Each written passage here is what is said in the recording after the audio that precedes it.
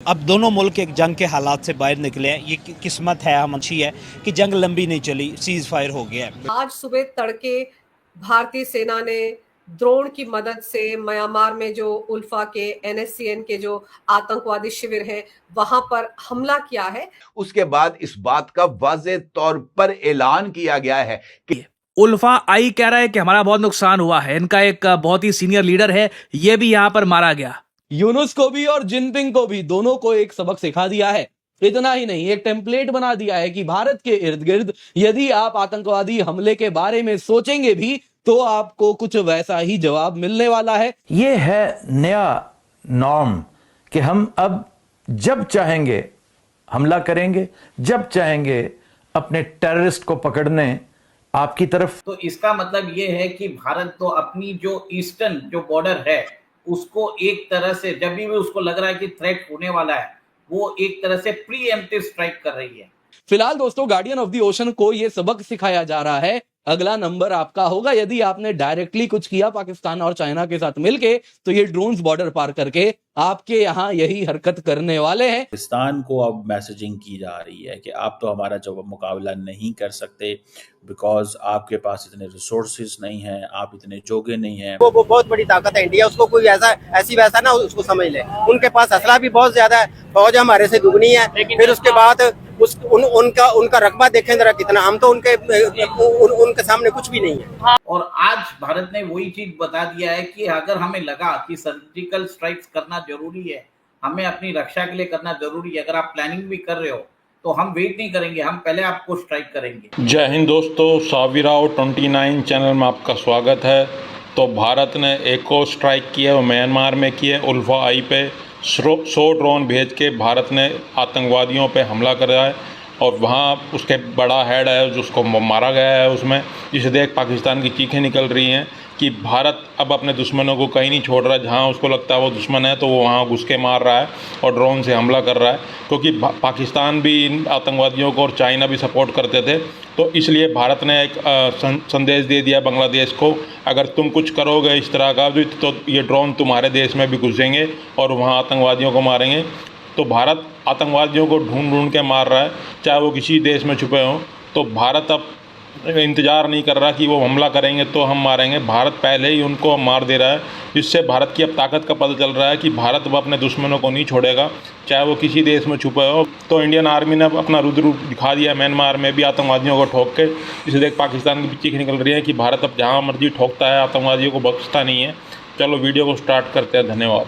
आज सुबह तड़के भारतीय सेना ने ड्रोन की मदद से म्यांमार में जो उल्फा के एनएससीएन के जो आतंकवादी शिविर हैं वहां पर हमला किया है।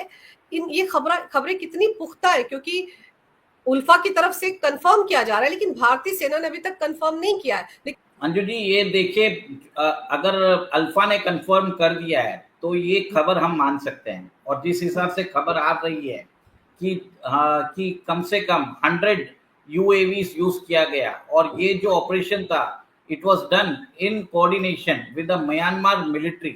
म्यांमार मिलिट्री के साथ कोऑर्डिनेशन करके एक अटैक किया गया है। अल्फा और एनएससीएन जो खपलान फैक्शन है उनके अगेंस्ट किया गया है।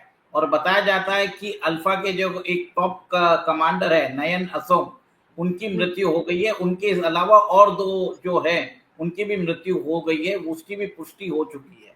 तो इसका मतलब ये है कि भारत तो अपनी जो ईस्टर्न जो बॉर्डर है उसको एक तरह से जब भी उसको लग रहा है कि थ्रेट होने वाला है वो एक तरह से प्रीएम्प्टिव स्ट्राइक कर रही है।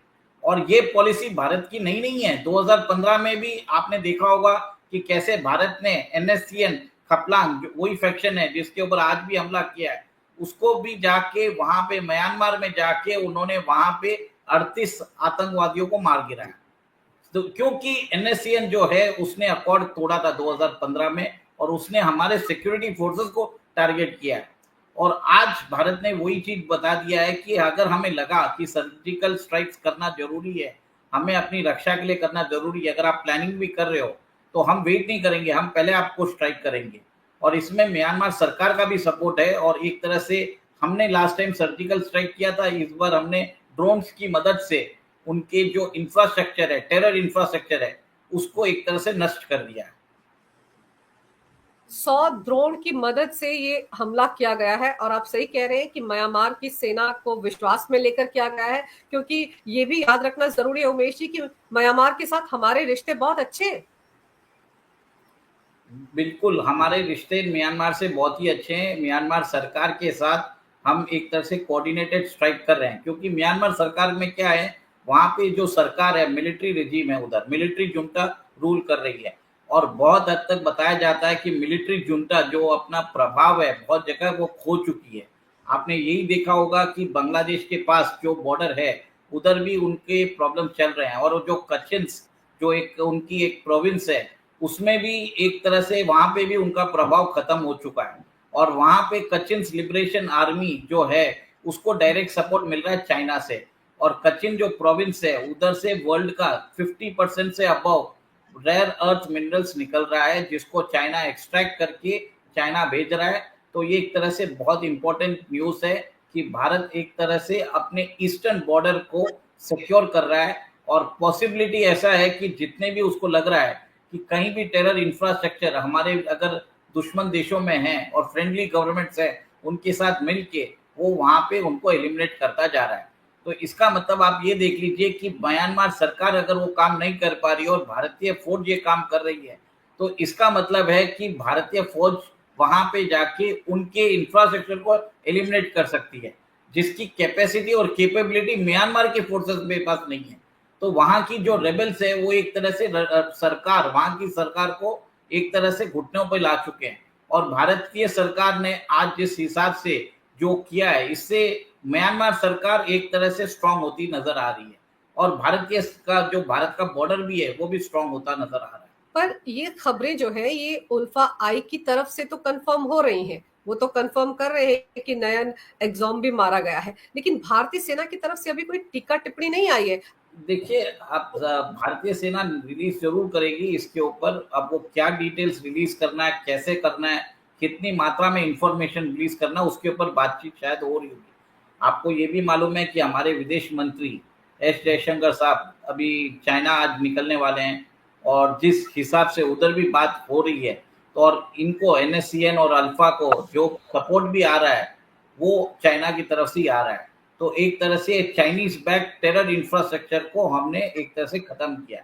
अब MEA को एक तरह से ये है कि कितना स्टेटमेंट दे के वो एक तरह से इसकी पुष्टि करना चाहती है, ताकि वहां पे जाके एस जयशंकर को भी वहां पे जाके डिप्लोमेसी खेलनी है